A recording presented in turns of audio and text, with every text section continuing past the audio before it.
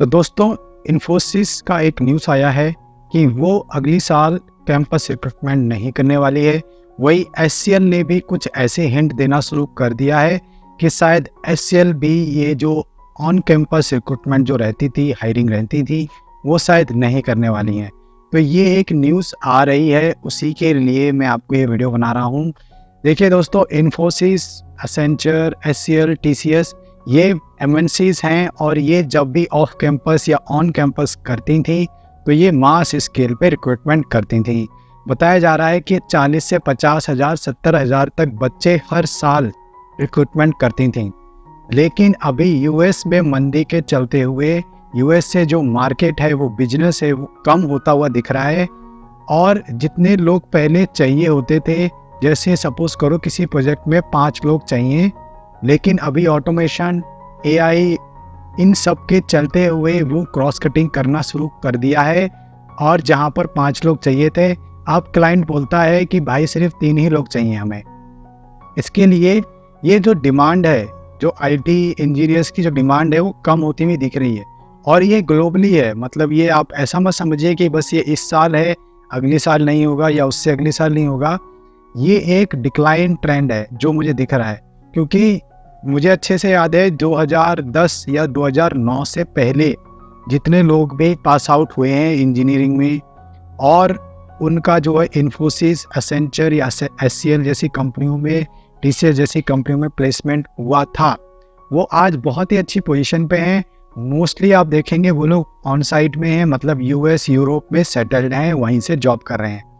लेकिन 2010 के बाद जो भी बैच रिलीज हुए हैं, जो भी इंजीनियर करके निकल रहे हैं बच्चे, उनको जॉब लेने में बहुत ज़्यादा डिफ़िकल्टीज आ रही हैं। और ऑन साइट जैसे यूएस, यूरोप के चांसेस तो बहुत ही कम हो चुके हैं, वहाँ की पोजीशन अब रही नहीं है एक तरह से। तो ये जो ट्रेंड है, आईटी इंजीनियर्स का जो डिमांड था जो 2010 से पहले, वो वैसा नहीं रहा है। और मार्केट में जो इंजीनियर्स हैं वो बहुत ज़्यादा आने शुरू हो गए हैं। मतलब पास आउट अगर आप देखोगे हर साल कितने इंजीनियर्स होते हैं, वो बहुत ज़्यादा हैं। जो 2010 से बहुत पहले जो है बहुत कम हुआ करते थे, वो ट्रेंड बहुत ज़्यादा बढ़ गया है। इसी के चलते कंपटीशन बढ़ चुका है। ऊपर से यूएस में जो डिमांड है, जो प्रोजेक्ट्स हैं, वो भी क्रॉस कट जा रहे हैं, मतलब उसमें भी कटौती हो रही है।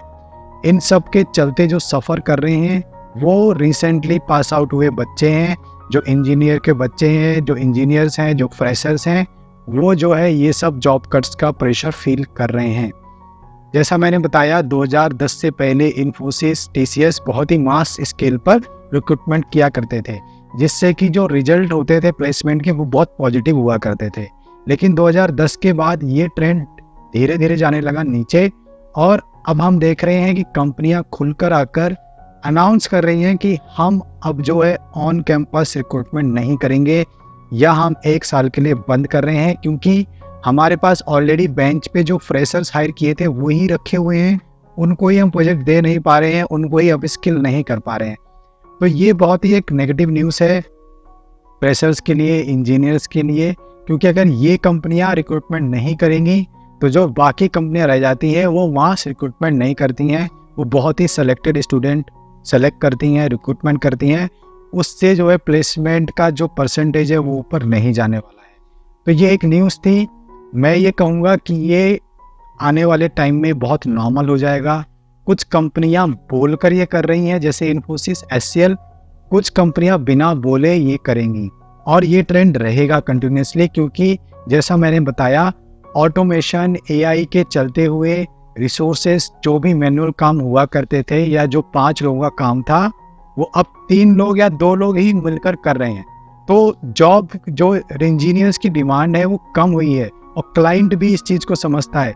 क्लाइंट भी ऐसा नहीं है कि उसके पास बहुत पैसा है और वो बहुत पैसा देना चाह रहा है, वो भी इस चीज़ को समझता है कि मैं एक आदमी से 2 लोगों का काम करा सकता हूँ, तो मैं 2 लोग हायर क्यों करूँ, मैं एक ही अच्छा रिसोर्स हायर करता हूँ। और यही एक आपको लेसन भी है कि आपको अपनी जो अप स्किल्स हैं, जो भी आपके सर्टिफिकेशन है, जो भी लर्निंग है एआई ऑटोमेशन से लेकर, वो आपको अप टू डेट रखना है। क्लाइंट और प्लेसमेंट एजेंसीज को ये बताना है, कंपनियों को, कि आपके अंदर वो टैलेंट है, कि आप इस ऑटोमेशन एआई के वर्ल्ड में भी compete कर सकते हैं और उनको हेल्प कर सकते हैं उनके बिजनेसेस में। तो ये एक अपडेट थी।